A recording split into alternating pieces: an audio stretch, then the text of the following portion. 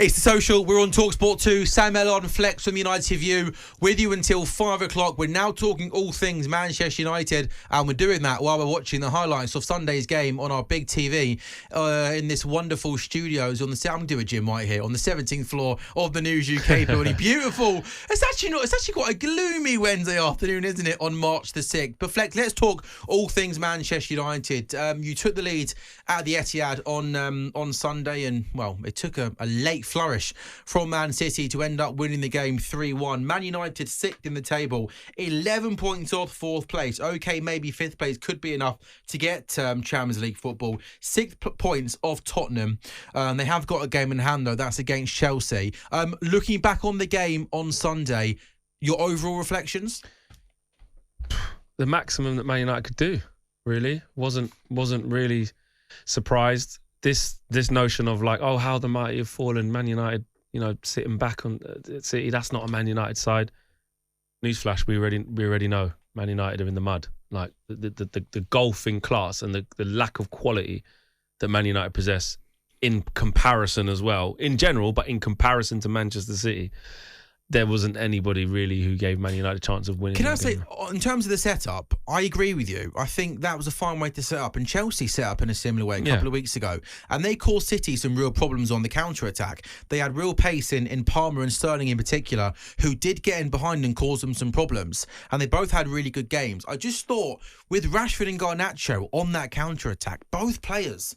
they looked absolutely knackered all game. There were a couple of moments where, you like that Rashford one where you were one up and he had that header to put the ball in the path and he just mistimed the header. I kind of thought the setup was okay. Like, you go to Man City, it's fine to sit in, be compact. And to be fair to Ten Hag, I thought for a large part of that game, you did, certainly in that first half, you did look quite compact defensively. I just thought in transitions, I think you lacked a little bit of quality. So for me, it wasn't necessarily the setup. No. It was in terms of the execution on the counter-attack, where I thought Garnacho and Rashford in particular lacked a little bit of quality. Rashford scored an absolute worldie of a goal, which was fantastic. And look, with the interview that he had come out during the week, what did you make of that? The highlights were all on him. I thought he's trying to explain how he feels, but for me, we just need to see the talking on the pitch. Like the behaviours need to match. Do you think if I was to play devil's advocate here, do you think he's getting unfair criticism compared to other players, or do you think he deserves to get, because he's getting pelters every game now? Yeah, sometimes. That's what the first two paragraphs of that praise tribune, he's got a point. He's basically saying, that sometimes people will talk about what I earn or my chains or what car I drive or what music I listen to. Couldn't care less. I could not care less about that.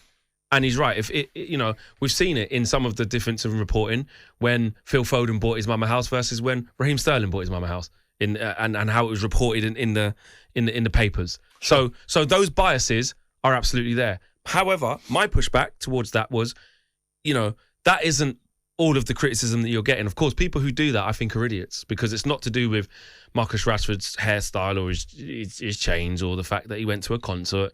No. It's that when you look at Marcus Rashford on the pitch, what do you see? And as a Manchester United fan, I'm not seeing enough. And that's where the criticism is fair. And that's why I don't think, at the same time in the article, Marcus goes on to say, I can take any criticism, I can take any headline, I can take X, I can take Y, but don't question my commitment, don't talk about my family, etc., etc. Do you question his commitment to Manchester United, Flex? You're a Man United fan, he's a boyhood lad. Do you question his commitment to the club?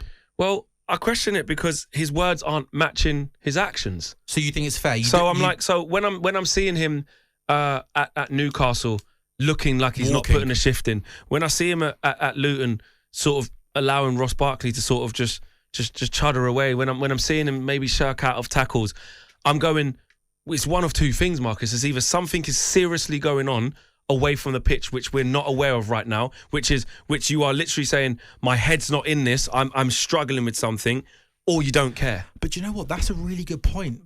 Because when I look at him, he looks unhappy.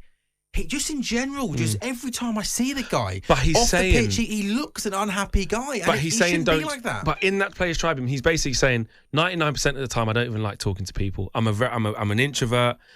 He can come across moody. He can come across, I've been around Marcus in like pressers and stuff like that. Flex? He's really reserved. Yeah. He's really reserved. Has he always been like that? Yeah, anytime I've come across him, that's how he is. He has his headphones in. I can't imagine him and Jesse Lingard getting on there well, can you? Because Lingard seems but then he knows that's his point. When he knows Jesse. Yeah, if he knows you, you'll get all of him.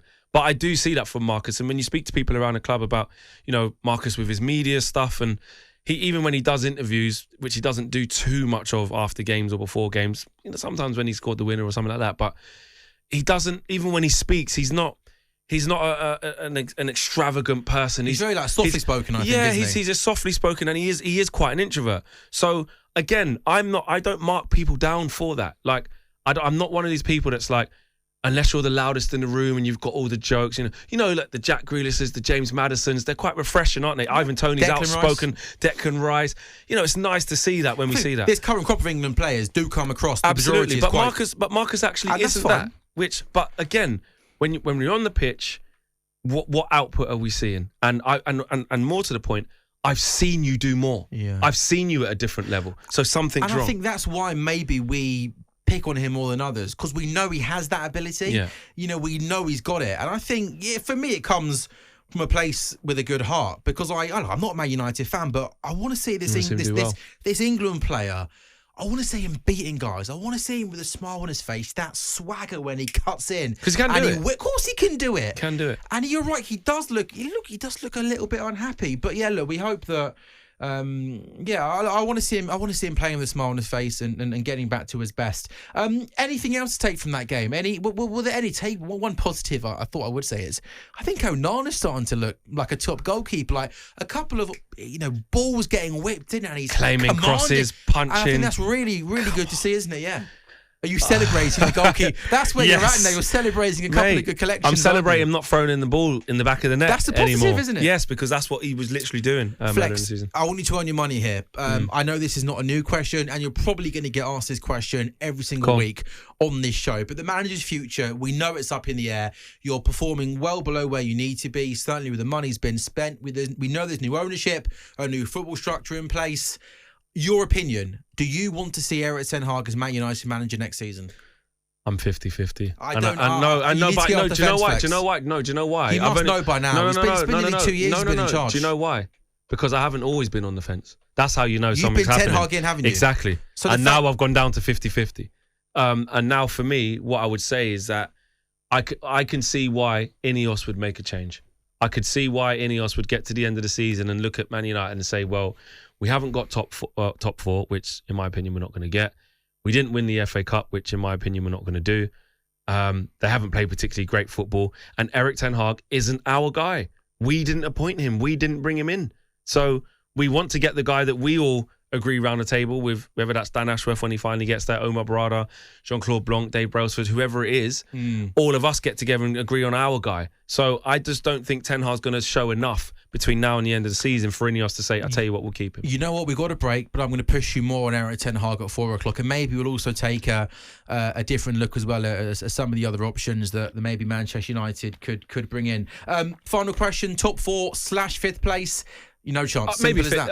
You think maybe fifth. Maybe fifth if Spurs don't pick up enough points, but we definitely won't get fourth. I can't see that, and I can't see us getting fifth either. I think 6 is the best we could hope for. On AM, on DAB, via the talkSPORT app, and on your smart speaker. talkSPORT.